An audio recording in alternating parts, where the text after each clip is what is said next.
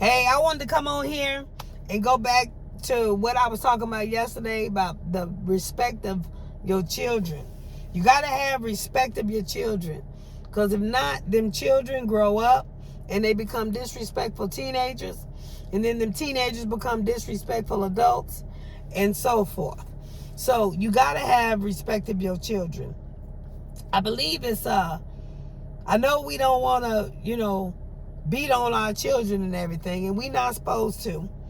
And I'm not saying for you to beat on them, but I'm saying you need to give the level that's due. Sometimes it don't take beating on them or whatever. And I'm not telling you to beat on no children. What I'm talking about is, I believe it's Proverbs 23.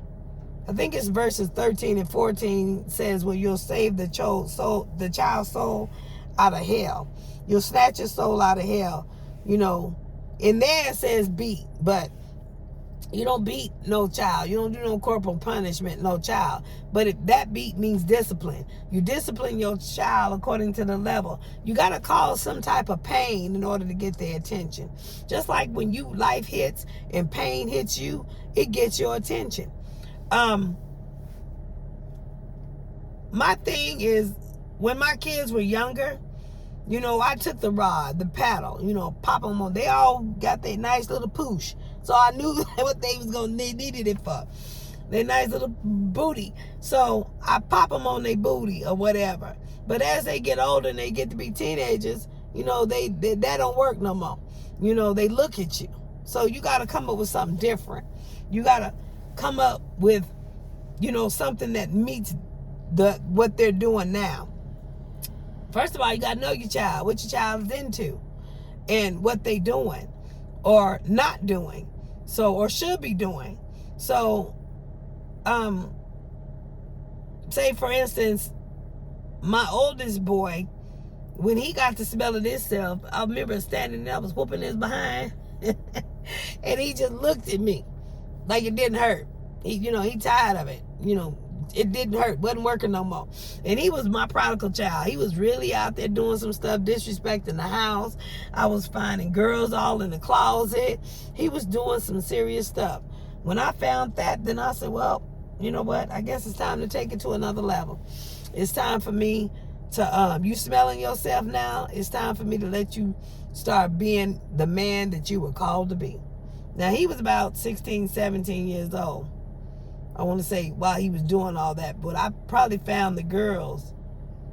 No, that's about right. About 16, 17 years old. I found the girls in the closet. Matter of fact, he was letting one live there because her mama had put her out. Because I guess she got pregnant or something, I don't know. Instead of coming to me, asking me or whatever, I guess he wanted to lay up and just have it. I know he always closed his door. I ain't think nothing of it. Because, I was always ripping and running. I was a school bus driver then. So I was always in and out. So he knew my schedule. And he did what he did. He would be feeding. I was wondering where all the food was going. I was looking at Brianna, and all that. I said, they ain't gaining no weight. Where all this food going? I couldn't keep food fast enough. So anyway, long story short, I found all that. So then I told him, I said, you know what? I guess you man enough now that you can disrespect me. You can bite the hand that feeds you. So I guess it's time for you to start doing manly things and making manly decisions. But you're not going to disrespect my house. Long story short, he ended up out there in the street on his own accord. He left. And he was out there a year and a half, living in the gutter of Las Vegas High School, getting his learning, getting his testimony, getting his message. I let him stay out there. He thought I had turned my back on him, but I hadn't. I was praying. That's my child. But he can't walk all over me. He can't, you teach people how to treat you. You teach your children how to treat you they know your weak spots. They know what you're going to do. They know if they do it long enough, where you're going to cave in, where you're going to break. So I was in prayer. I was praying and crying every day. I was, Lord, this is hard. That's my child. I wanted to go out there and get my child all the time. It's cold out there. It's raining. He's wet. I don't know if he's got food or nothing like that. But he had some friends that would feel compassion on him and give him some food every now and then, along with other things or whatever. But that was a long year and a half that I had to really pray and just trust God, because I know I'm only one person, but God is everywhere. I know that God, I know he was saved. I know he received Christ, and he had to get his learning. He had to activate his own faith. So I'm not going to say it's easy, but yeah, it was hard. He was out there, anybody know your child out there living homeless. You want to go out there and rescue him. But in rescuing him and enabling him to do the things that he was doing, he wasn't doing nothing but making him worse and, taxing my health. So I just gave him up to the Lord and let him do what he wanted to do. So he got his learning that way. And, he's a better man for it. He's got my 2 grandbabies, and he's doing the thing. He's got his own apartment. He bought his own car, fixed his own credit, because now he's listening to mama now. So like I say, it's gonna take a season, but you gotta just trust God. They belong, the children belong to him, not you. We just the portals. They belong to him. So like I say, he got his learning. That puberty, when that puberty set in, they become pubescent. You got a lot to deal with, because you're dealing with hormones and all kind of things going on the inside of them, and you trying to tell them something, put something good on the inside of them. They got too much going on. So therefore, they trying to, alleviate some of the issues. They don't understand the hormones and the things that's going on, the changes that's going on in their body. All they know is that they want to, get that change or find some relief some way or another. You can talk to them all day long, but the relief is what they want. So, like I say, with my boys, I always tell them keep their pickle in their pocket. That's how I put it. Keep your pickle in your pocket, and you won't have to worry about child support and everything, because I believe if you go out there and make it, you going to help raise it if you in my house. So I guess he decided he didn't want to be in my house no more, so he did what he did. Like I say, he was, taking things from the house and everything, trying to suffice and support, his needs, and, whatever. He would come to the house when I wasn't there, and he'd be gone before, because he pulled on the hearts of his brother and sister. So, they real close, because, they had to take care of their brother while he was in his own way. But you just have to let them live life. And you got to pray. You can't save them from everything. And you can't enable them, because you enabling them, you're making them worse. The scripture literally says, Proverbs 23, I think it's 13 and 14, say, you snatch your child's soul out of hell. It literally tells you to beat your child.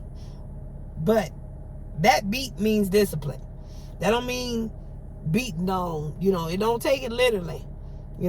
Whatever degree, you can't beat them, because you mess around and find yourself in jail, and then you can't teach them, train them nothing anyway. But you got to give some type of discipline. My baby boy, he really never had friends and stuff, but then when he did get friends, he didn't have no social skills, no communication skills. So he started hanging around different groups and, preppy kids, the kids like me got education, they learn stuff, and, he's very, very bright or whatever. So he started hanging around them and the ones that's got money in their pocket, and he act like he got money in his pocket. At that time he didn't, but he would act like it. And he, got a certain style he want to dress and all this kind of stuff, and he hang around a certain culture of people. So, he just hanging in with them, and he get that self-righteous attitude. He just does what he want to do. He makes his life the way he want to make it, and he got to smelling himself like recently, and we signed the lease, and I told him, this is my rod, Because he too old for me to be whooping on him. Because I think I whoop myself more and beat myself more in trying to whoop on him and hurt him than I would, I would hurt myself. With my health and my energy, I wear myself out when he just look at me. So my rod is, I ain't signed another lease. And he can't afford this place by himself. So he know that he need to find his own apartment. He need to straighten up, save money, do what I taught him, and do what he got to do so he can get his own apartment. Because I told him he need his own apartment because he ain't listening to me now. And I don't like the way my house is being ran. I don't care how old you get, I'm still your mama. This still my house. And I told him the way he acting, ain't nobody gonna want to live with him anyway. He ain't got no maids. He think he got a butler.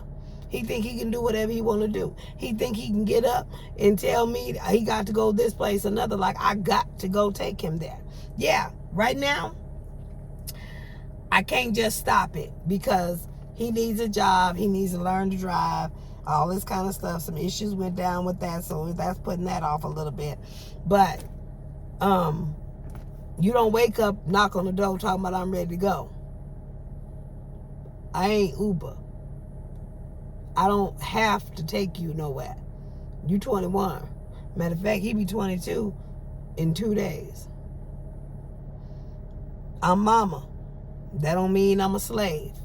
So that's my rod with him right now. Giving him plenty of time.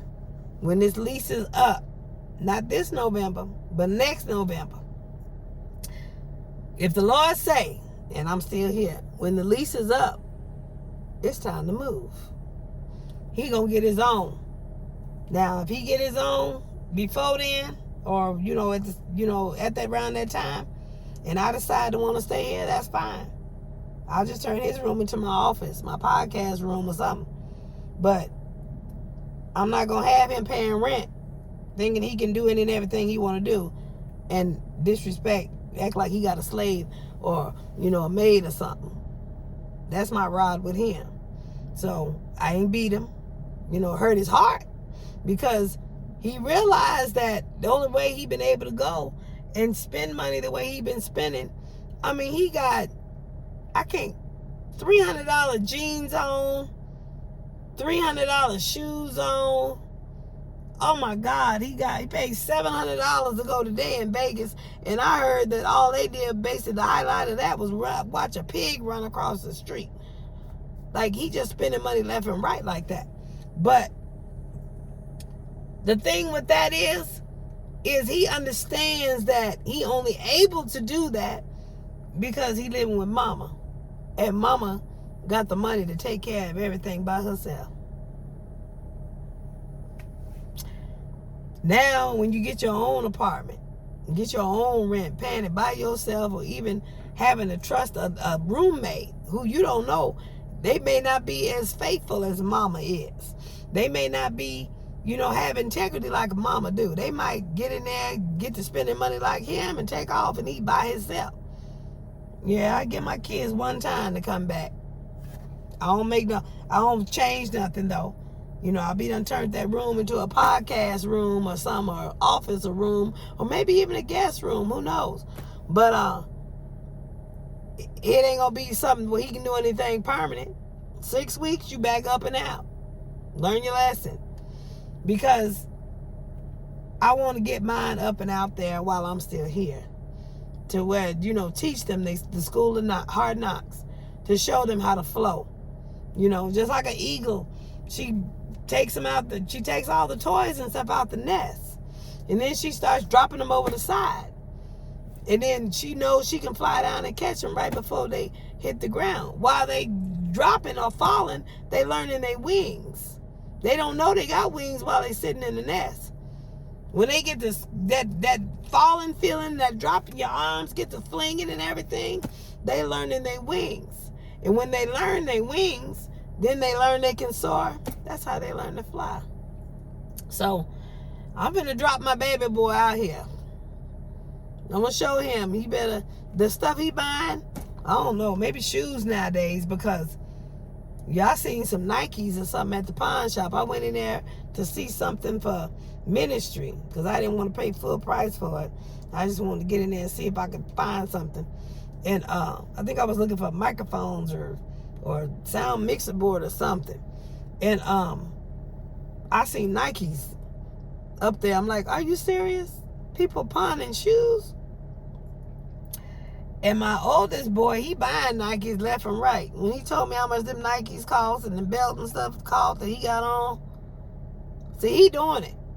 He got the money. He done learned his lesson. He paying his rent and all that. He got his own apartment, so he can do what he want to do. But in my house, you ain't gonna sit here and strap up my check and then you do what you want to do. See, one thing about it was I messed around there and he was able to see how many zeros was on my check. It's been crazy ever since. He know it's something always happen when his payday come. Now he pay his rent. Lately he ain't been able to pay all of it because he worked with the school and the incentives is gone. So now he get this little old check that he can't even breathe with to do what he want to do. He got to, once he pay his rent, he ain't got gas money really. So I came down off of it a little bit, couple hundred. But he got to learn to save. He got to save because I mean what I say. It's time to do something different when this lease is up. I'm not signing another lease with my baby boy. So that's the rod. That's the discipline that I'm giving him. So he know he got, let me see, a year. What is this? August, September, October. He got a year and 3 months, 15 months to get it right. To get a savings account going. He talking about he going to buy a car. I said, you mess around and buy a car and don't have money to get into an apartment, you going to be messed up. Because I'm telling you, I'm thinking about these boxables. And then too, I was talking to another individual. I'm thinking about one of those mobile home buses. To where if you want to live in a mobile home bus with your mama, then you go right ahead. Because I'm done with this lease. I'm finna set up for retirement. I don't need a whole bunch by myself. Like I say, Minnie Me finna be 18 in November. I ain't gonna push her out there. I'm gonna be where I can help her and all that kind of stuff. But I got till the next November and this lease is up. In that year's time, she gonna know how to do some things too. She gonna know how to pay some bills and have an apartment or roommate or something. She gonna know something. Because she gonna be done graduated then too. Now, like I said, as long as she respectful and doing what she's doing, I might let her go another year or two after that. But it'll be in my boxable house or my RV, my bus RV or whatever. Because I don't have to be sitting nowhere. I'm looking for remote jobs now. Somewhere I can go. And just go travel the world. I'm going to be stuck up here. It's time for me to have a life. I done gave the first 51 years to my children and raising them.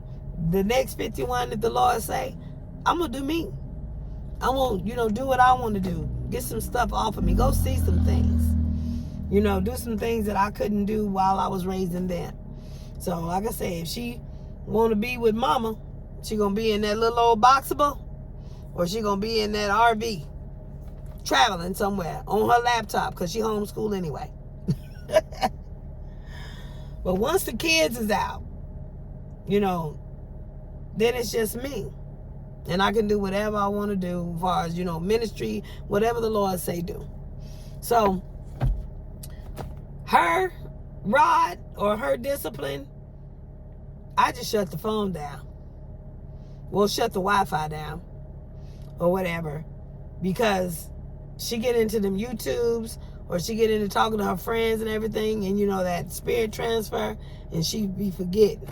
That world come up on her, that attitude, all that kind of stuff. I just have to bring it back. Okay, let's bring it back. So, that social media, them kids being in that social media, we really don't know what this teaching them, but we having to feel the residue. We having to feel the after effects of it. Don't let social media raise your children. You be first and foremost in raising your children. If they don't listen to you, you got to pull it back until they ain't got nothing but your voice. Nothing but your voice.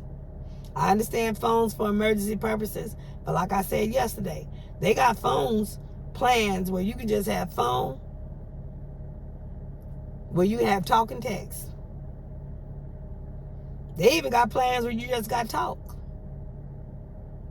So, and I know, they got them smartphones with them texts now, whatever.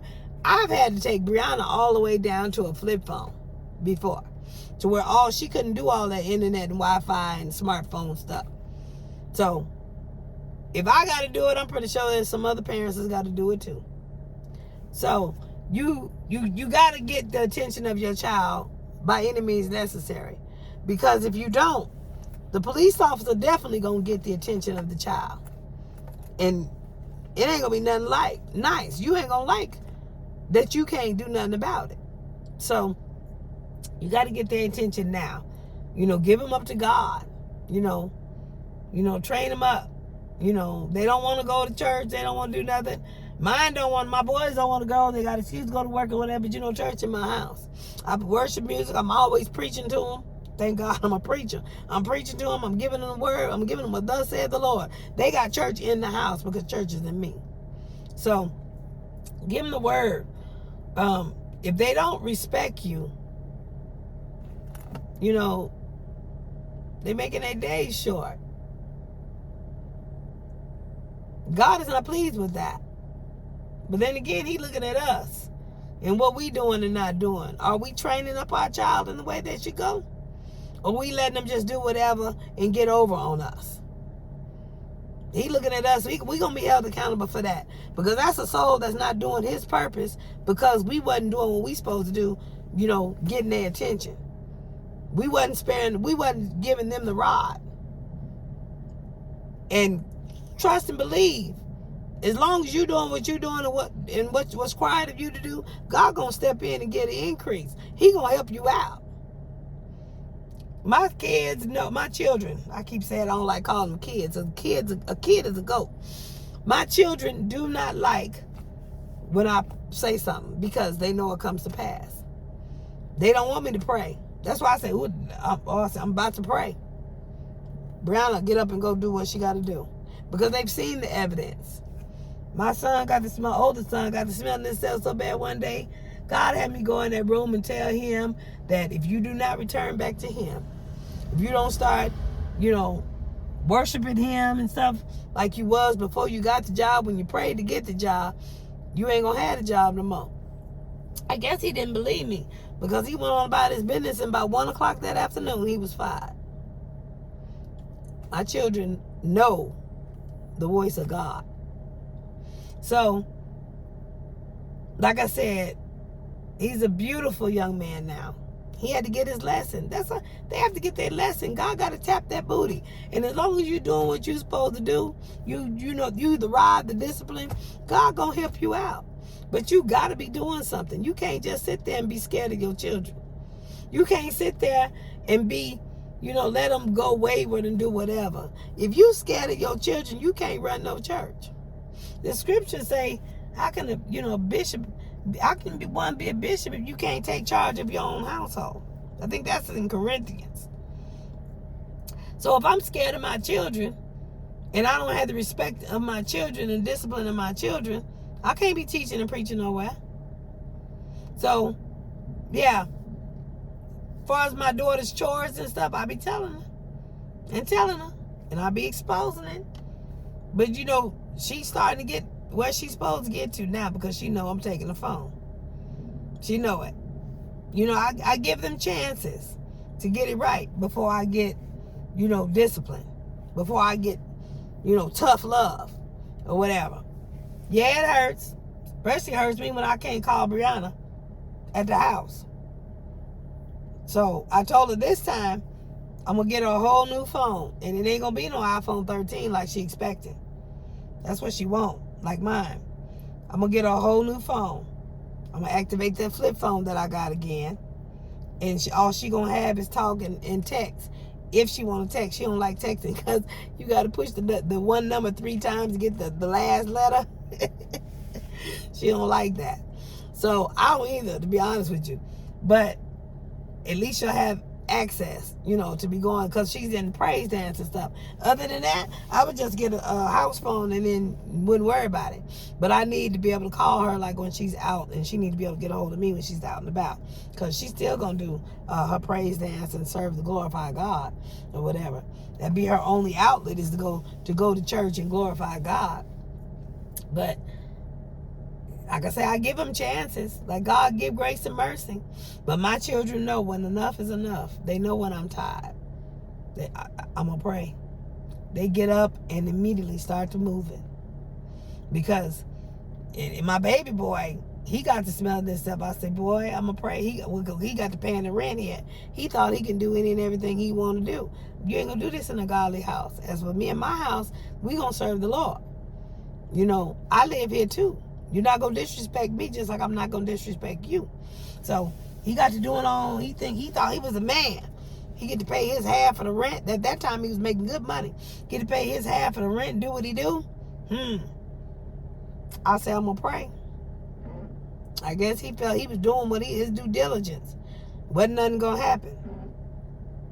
That young man was sick for the first 4 months we was in this house. Sick. Got his attention. And quiet as kept, he's still dealing with some things. Because he still ain't all the way doing what he's supposed to do. When he turn his heart back to God and do what he's supposed to do, and be respectful, honor his mother, then that's when God is going to release him. But God is the rod.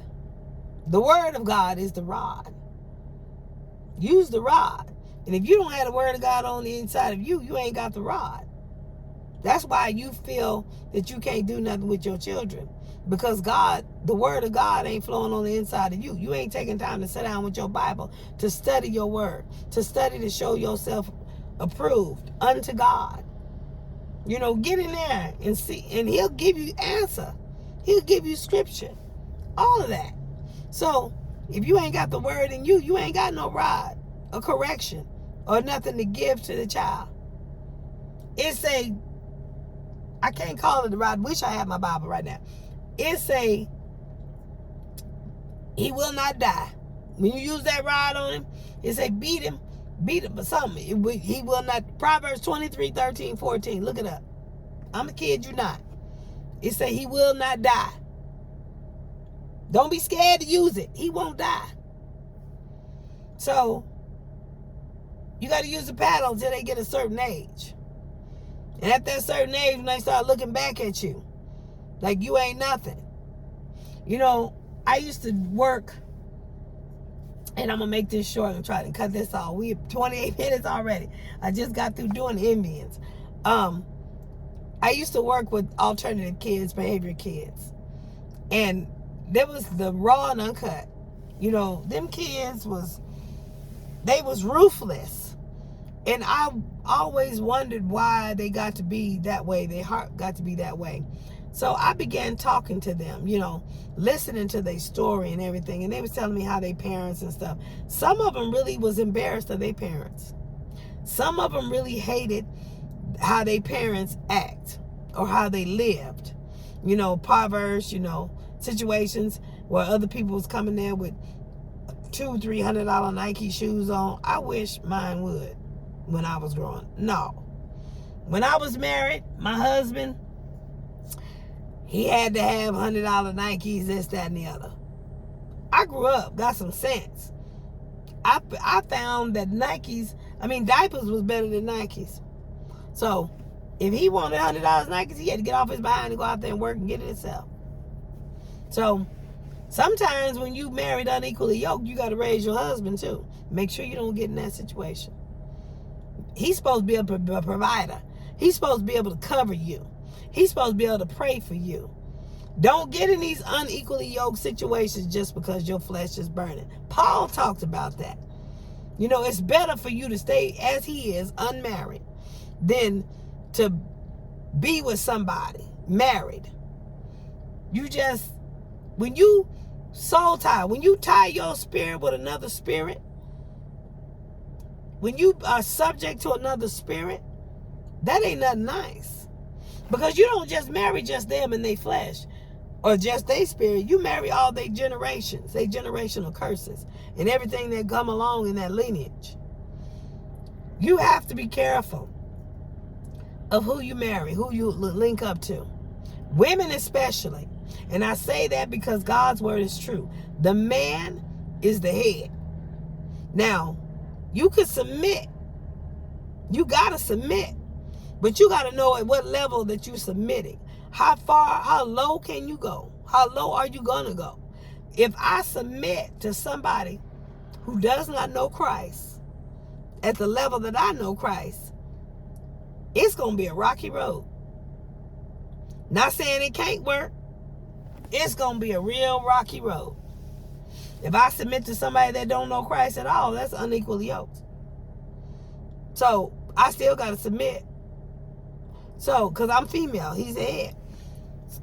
But I'm talking about if you submit to something that don't have the same level of integrity or the same prayer life or the same relationship, you know, on the level of the same or a decent or level of faith as you have, it's going to be a rocky road. I ain't saying it can't work, but it's going to be a real rocky road. And you can see it because generally, if you're already arguing back and forth, you know, you're having a difference of opinion, it's going to be that and more in a marriage. Because see, then they going to, especially men, they get to smelling themselves. Women too. They going to think that they got it all that in the bag of chips. They can do what they want to do. They ain't got to provide the impress nobody no more. They got you lock, stock, and barrel. The whole thing is going to come out. The bottom going to fall out of it. He going to show his natural behind. She going to show her natural behind. So, ain't no more courting and trying to get to that point. We done it. We done had the wedding night. The honeymoon season is over. This is what we have for the next umpteen years. Or until death do us part. So, we got to be careful who we link up with. That's one of the reasons why Dr. Bell is single. And I testify that somebody's got my attention now, but trust and believe, he only got my attention because he got somewhat of the same level of faith that I have. I know this individual can cover me. I know that when I go through things, because I have gone through things, and this individual has been there for me. He has covered me. And he has been a friend. So, we already, like David and Jonathan, our souls is tightly knit already. We got each other's back. So, it's got my attention. Let's just say that. I'm not trying to create something or make it fit with this individual because it's already flowing. It's already fitting. We friends, the best of friends. We got each other's back. And that's what you look for. You don't look for to get in the bed with somebody. Learn to love with your clothes on. I say that all the time. Because once your clothes come off, you got all these other things, and hormones. You got all these other issues coming into play. If you find love with your clothes on, naturally it's genuine. If you find love after you done took your clothes off, I'd be suspect. That could be just lust. They might be just doing you just to see what they can get out of you. They might be just doing you because it feel good. They ain't got no other choice, or maybe you a notch in the belt of one of they many. You never know. But if they're a friend and they love the Lord, that's it. That's what it's about. So, in raising our children, we got to be present. Parents is an action word. Parenting is an action word. We got to parent our children. We got to be present in our children's lives. We got to know what's going on with our children. We got to know what they into, what they doing, what they should be doing. What are their goals, dreams, or whatever. Talk to them. See where they want to go. And if that agrees with your spirit, what God is telling you, that's, go in line with their purpose, we got to help them out. We got to support them. There's a lot of them children I was talking about, they didn't have no support. They were just out here on their own, doing whatever they could do. Because whatever they knew to do, or was learning to do as they went. We got to be present in our children's lives. Not just coming there paying the bills, feeding them this, the in and out the door. We got to be present. We got to spend quality time with our children. I spend quality time with my child. My daughter, she with me all the time if I ain't working or with a client. I homeschool her. Like I said, because I couldn't be a bus driver and a mom at the same time. I saw too much. I've been lost my job or lost my kid. My child. My child. So, I've been homeschooling her since she was in the 5th grade. And our relationship is beautiful. Now, with the computer and the social media, she learned some things I just learned about TikTok not long ago. They schooled me to that. I was on there, saw some things, so I know I'm going to be down in that stuff. I've even to the point where she had a smartphone, I just took all the apps off. Put Norton on there where she couldn't even download no apps or whatever. Because I knew she needed her computer and Wi-Fi and everything for the school. So there are ways to discipline your child without beating on them. You got to be present, first of all. Those of us that's out here running around working 12 and 16-hour shifts and sleeping the rest of the time, we're not parenting our children. We're not present in our children's lives.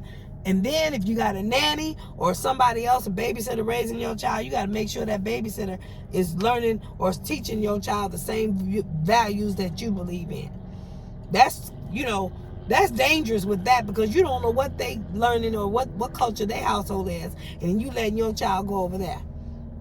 I gave my life to raise my kids, my children, because I didn't trust anybody else to raise them up in God. I had to do it. So now I'm about to be free, because I've done what thus saith the Lord. I've trained my children up in the way they should go. So now it's his turn. They know when they get in situations, they got some backbone that they can fall on. They got some faith. They can hear me, or, got some revelation that they can fall back on to, how to get in and work some things. And then if it still fall with that, they still got me here living to ask me. I'm not dead and gone yet, thank you, Jesus. So we got to be present in our children's lives. Working 2 or 3 jobs, chasing that money, is not raising your children. I give kudos to the single parents. I do. I understand. But when I was out there chasing that dollar, trying to keep a roof over their head, I was losing my children. My children were more important to me. So I said, Lord, you got to do it. And I began to just do that one job. And he told me get education, start educating myself. So that's what I did. I educated myself, finally popped out of that job, and been out here ever since. Now he's giving me, the credentials and everything to go do something different. So it's just been from glory to glory to glory, being elevated. You got to have the faith to step out there and raise your children and let God. He said, I'm the provider. He said, I will supply all your needs according to my riches and glory. You got to believe and have the faith that he's going to supply your needs. And that's because you got to be in him, be in his word. If you ain't got time to sit in him and in his word, that's the reason why you running and struggling and having anxiety the way you doing. You don't have no peace trying to keep a roof over your head. Only God can do that. If the job goes away, what you going to do? Fall back on God then? Imagine if you fall back on God now. and let him take the reins now. You don't have to suffer any loss like that. God got you. He may want to give you a different avenue, a different job, or a different, stream of income. That's another thing. He taught me different streams of income. So if one fall, I got, I can depend on pull from some other ones. And not only do I have a job, I have a business. It's not doing as well as it's supposed to right now because I haven't had time to put into it. But I'm about to do that. I'm about to have the time to put into it. Because I'm not going to keep just hoarding or having something that's not doing anything. If it's not going to do anything, then it's time to let it go. That's just taking up space. So, I want to get in on here and encourage people. Parents, you got to have the rod. You got to have the rod. You got to. You got to have some discipline. And you can't be living a lifestyle that your children are embarrassed of. Now, if they're embarrassed of God, I can understand that. He say, they rejecting him. But if you live in a lifestyle that is against the word that you teach or the word that you in, or a lifestyle, maybe you ain't even in the word, but you live in a lifestyle of the world out there, promiscuous. Maybe women is bringing multiple men or whatever in and out of the house, or maybe they see the man treating you a certain way, or one thing I do know is boys don't like to see their mama get beat on. That messes with their psyche. So make sure you walking and living in an upstanding, lifestyle. Make sure you're not looking like a prostitute or something like that. Make sure you're not looking like a harlot, or you ain't looking like a womanizer, for the single men that's raising their children. Kudos to them, because there ain't many of them. Kudos to them. But having a child in the house, having a child in your life that you just keep the roof over their head, that's not parenting. I'm sorry.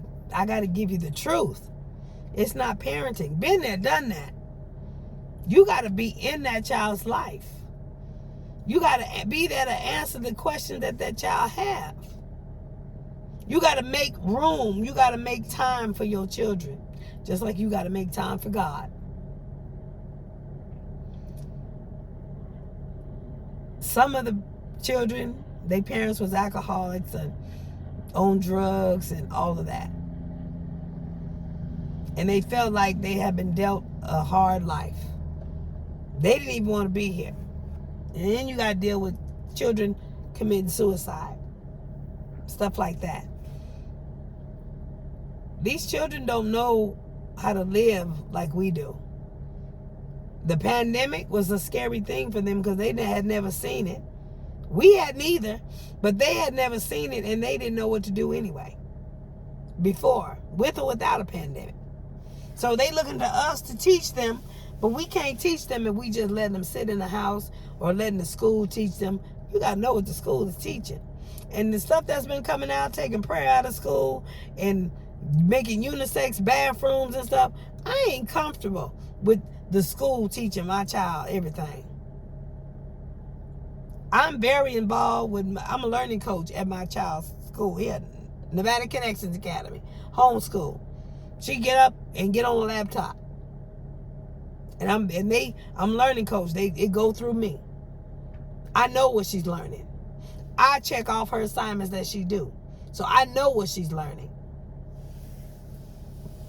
You can't just let the world raise your children. You can't let anybody that don't have be in agreement, that's not in agreement with what you believe in, raise your children either. If they serving other gods or not serving God or whatever, you can't trust what they leading or what they teaching your children. Even in the church nowadays, you can't trust it. Because everybody's level of faith and everybody's interpretation of the Bible ain't the same. I'm beginning to notice. Everybody don't raise their children the way I raise mine. So you got to be present. That deals a lot of it. The attitude and everything, that deals with a lot. If you're there for them, if they know that you support them and you hear them, you hear what's on their heart, that is a big chunk. You're not just talking at them, but you're talking with them. You know, you understand and you listening to what's going on in their life. You think their life is as important as you and your job. They are important. You spend quality time with them. Quality time is not taking them to go have ice cream. Quality time is maybe taking them to go have ice cream if that's what you want to do. But quality time is spending time talking to them, communicating with them, conversating with them, seeing what's on their mind and their heart. Me and my daughter have girls' day out. That's on another level. But I'm always preaching and teaching and talking while she's here in the house. We have a beautiful relationship. Everybody look at us like, you know, we sisters or friends or whatever, but my daughter know I'm mama. And she respects that because she know mama got it. Her level of faith ain't in God like mine is, where mine's at, but she do know if I ain't got it, mama got it. My boys too. When the pandemic hit, I think I said this before, when the pandemic hit, everybody, all my children called me. Mom, what's up? We good. We just praying. We gonna be on vacation. God got us. All right. My oldest son stayed at home, played PlayStation, got paid for it. My baby boy got paid, run around with his friends and stuff, doing whatever he wanted to do. My daughter, she did her schoolwork or whatever. She stayed in school. She didn't have to be behind like everybody else. She was in school. So my house didn't miss a beat because I know who protects me. I know who I belong to. So God bigger than the pandemic. The point was my children's faith ain't where mine was. So they checked with me to see what was going on. Now, if I was all frantic and hoarding and doing all this other kind of stuff, they would be frantic and hoarding. But they knew mama got peace. So we got peace. Mama hear from God. So we can trust in mama. There ain't nothing like having the respect and dignity of your children. The respect of my sons, that's bunches to me. Because I know a lot of women that don't have the respect of their boys. They boys talk to them like they a piece of meat. Like they ain't even came out their body. And I'm talking about something that ain't behavioral health either. I'm talking about something that's supposed to have their wits about themselves. They call them all out their name and everything. My children don't even want to do that with me. Because they know I got them. And what I don't have, God got. God got them always. I raised my children. I was there. And I honor that. I thank God that he gave me that opportunity and that time to be there. That he created it. You know, when we began, I was working. I was throwing newspapers for the first 7 or 10 years. I can't remember. Every night, they'd be piled up under some papers. They'd be with me, though. 10 years. I think it was 10 years. Getting up every night, because the paper got to be on the ground, 6 o'clock every single night, no day off. 10 years I did that so I could be with my children. I tried the daycare. I did.